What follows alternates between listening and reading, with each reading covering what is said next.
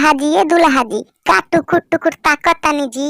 हम ताकत ना बानी, हम तोहार ढोढ़ी देखतानी। ए सखी दुल्हा तो बड़ा मौग बुझाता हो। तनी नौका डिजाइन में गाड़ी आवे के माड़ावा में अइलो ये दुल्हा तू करिया। मन करे दे तोहे फुहर फुहर गरिया। लागता कि घरावा चरावे लो बकरिया।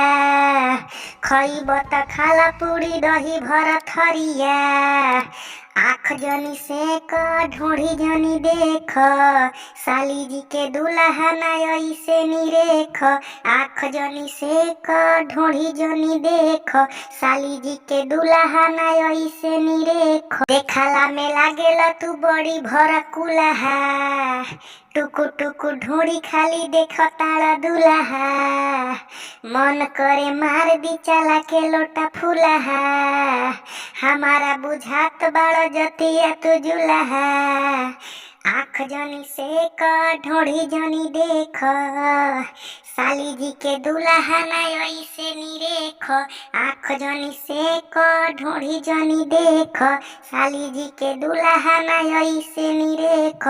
मोछिया छिला के भइल बड़ा मोछी मुंडा, देखला में लागताड़ा बड़ा का तू गुंडा। मांगेला दहेजावा में गाड़ी हीरो हुंडा, हमारा बुझात रहे हो बगोरा मुंडा।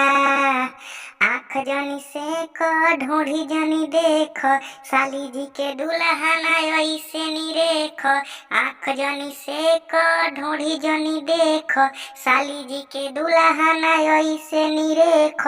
माड़ावा में अइलो ये दुल्हा तू करिया। मन करे दे तोहे फुहर फुहर गरिया। लागता कि घरावा चरावे लो बकरिया। खइब त खाल दही पूरी भर थरिया। आँख जनी से क ढोढ़ी जनी देख, साली जी के दुल्हा ना ऐसे निरेख। आँख जनी से क ढोढ़ी जनी देख, साली जी के दुल्हा ना ऐसे निरेख। आँख जनी से क ढोढ़ी जनी देख, साली जी के दुल्हा ना ऐसे निरेख।